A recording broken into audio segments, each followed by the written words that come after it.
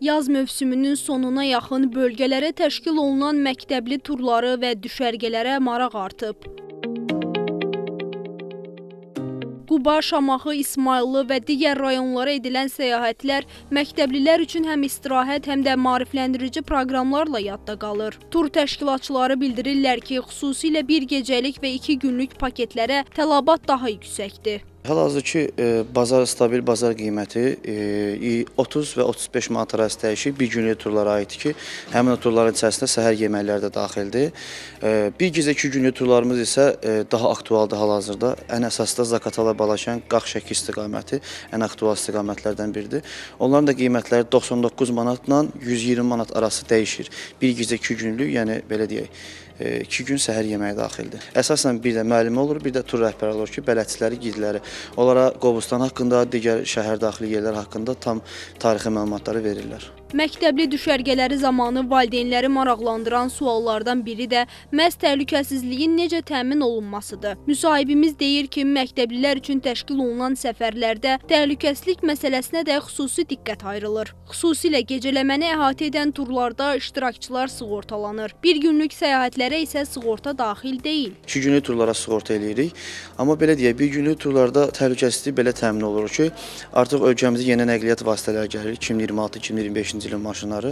Həmin nəqliyyat vasitələrindən istifadə edirik və burada müəllimələrə də çağırış edirik ki, yəni köhnə nəqliyyat vasitələrindən istifadə eləməsinlər. Onlar artıq yararsızdır məktəbli uşaqlar üçün. Təhlükəsizlik də şəxsən bir nəqliyyatın içərisində 2 tur rəhbəri olur.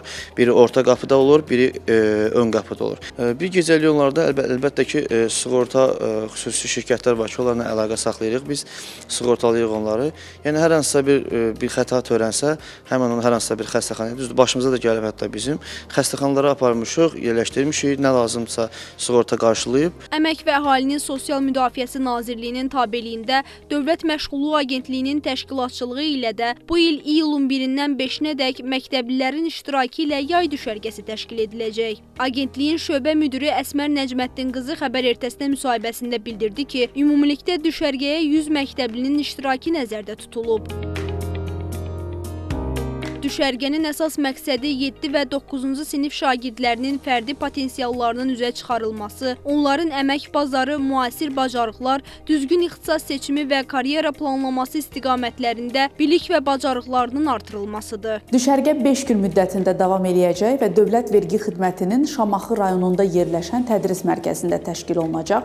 Bu müddət ərzində iştirakçılar üçün çox zəngin bir proqram hazırlanıb. Onlar müxtəlif təlimlərdə, master klasslarda, interaktiv sessiyalarda, motivasiya görüşlərində iştirak eləyəcəklər. İştirakçılar həm yeni bilik və bacarıqlar əldə eləyəcəklər, həm də öz gələcək inkişaf istiqamətləri barədə ilkin təsəvvür formalaşdırmaq imkanı qazanacaqlar. Proqramın sonunda isə düşərgə iştirakçılarına sertifikatlar təqdim eləyəcək. Düşərgə üçün qeydiyyat prosesi hazırda davam eləyir. Bunun üçün bir qeydiyyat linki yaradılıb və qeydiyyat linki Dövlət Məşğulluq Agentliyinin dma.gov.az saytında yerləşdirilib. 7-9-cu sinif şagirdləri həmin link vasitəsilə düşərgə üçün qeydiyyatdan keçə bilərlər. Yaz-yay düşərgələrinin fəaliyyəti ilə və təşkili ilə bağlı məktəbəqədər və ümumi təhsil üzrə Dövlət Agentliyinə də sorğu ünvanladıq. Qurumdan bildirildi ki, cari ildə yay düşərgələrinin fəaliyyəti nəzərdə tutulmayıb.